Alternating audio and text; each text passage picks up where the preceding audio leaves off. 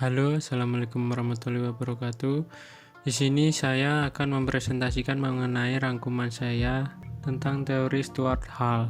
Perkenalkan, saya Muhammad Wahidin Yuansyah, usia saya 20 tahun. Saat ini saya mengambil pendidikan film dan televisi di Institut Seni Indonesia Surakarta. Saya lebih sering bergaul dengan teman-teman SMA saya dulu, karena kondisi sekarang ini yang mengharuskan pembelajaran secara online. Kondisi ekonomi keluarga saya sendiri mungkin tergolong menengah berkecukupan. Sebelumnya saya akan memperkenalkan terlebih dahulu siapa itu Stuart Hall. Stuart McPhail Hall lahir di Kingston, Jamaika pada tanggal 3 Februari 1932. Ia lahir di keluarga Jamaika kelas menengah. Hall adalah seorang teoris kebudayaan, aktivis politik, dan sosiolog Marxis yang hidup dan bekerja di Inggris Raya sejak tahun 1951. Hall bersama Richard Hogarth dan Raymond Williams adalah salah satu pendiri aliran pemikiran yang kini dikenal sebagai kajian budaya Inggris atau aliran kajian budaya Birmingham.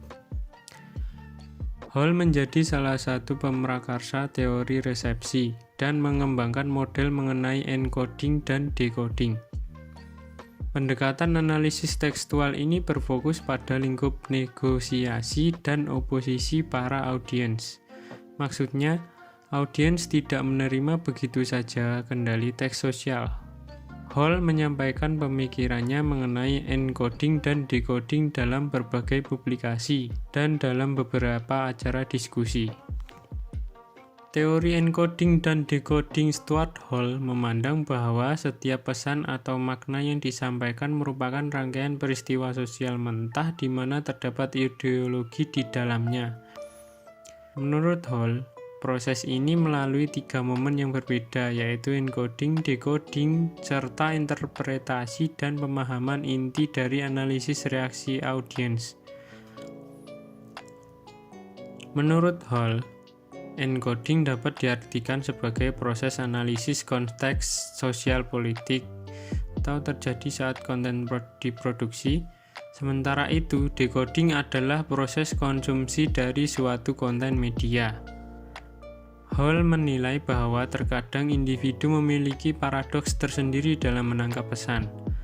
Proses penerimaan pesan tidak akan terjadi apabila individu tidak memiliki kemampuan untuk menerima pesan. Dalam teori yang dikemukakan oleh Stuart Hall, proses komunikasi atau encoding-decoding berlangsung lebih kompleks. Khalayak tidak hanya menerima pesan yang disampaikan oleh pengirim pesan atau pengirim pesan penerima, tetapi juga bisa memproduksi pesan yang disampaikan, produksi, sirkulasi, distribusi, atau konsumsi reproduksi. Story pada tahun 1996 menyederhanakan konsep Hall menjadi 3 bagian dengan menggabungkan tahap ketiga dan keempat dengan mengacu pada diagram persebaran makna milik Hall. Tahap pertama ialah proses produksi sebuah wacana. Salah satu alasan mendasar yang memicu terjadinya sebuah produksi antara lain adanya kepentingan institusi terkait dan atau permintaan pasar untuk menayangkan program yang baru di televisi. Proses ini dilakukan oleh instansi media tertentu yang tergabung dalam sebuah lembaga profesional, misalnya satu tim produksi dari sebuah stasiun televisi.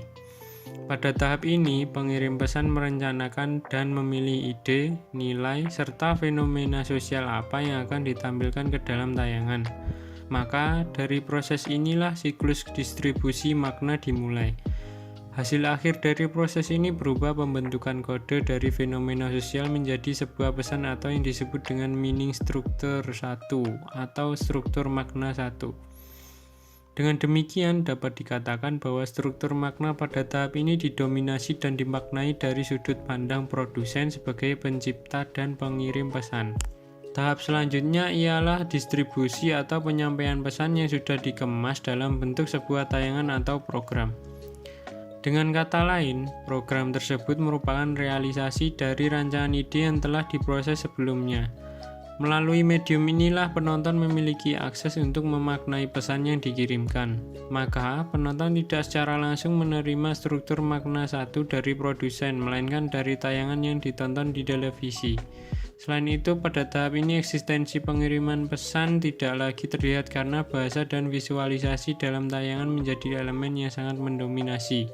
Dengan demikian, ketika pesan ini ditayangkan, interpretasi terhadap isinya bisa dipastikan menjadi sangat beragam dan sepenuhnya bergantung pada penonton sebagai penerima pesan.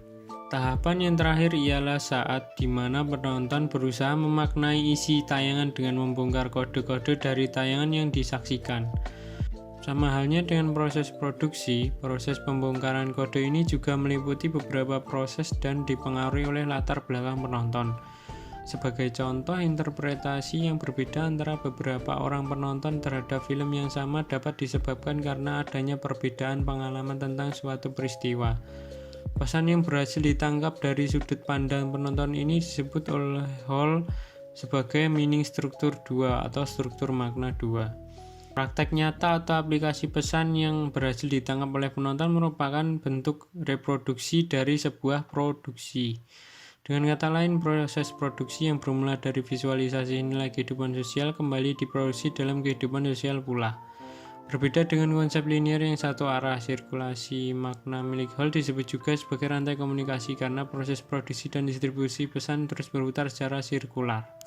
Ketika khalayak menyandi balik atau decoding dalam suatu komunikasi, maka terdapat 3 posisi hipotekal, yaitu A. Dominant hegemonic position terjadi ketika tanpa sengaja khalayak memaknai pesan yang terkonotasi.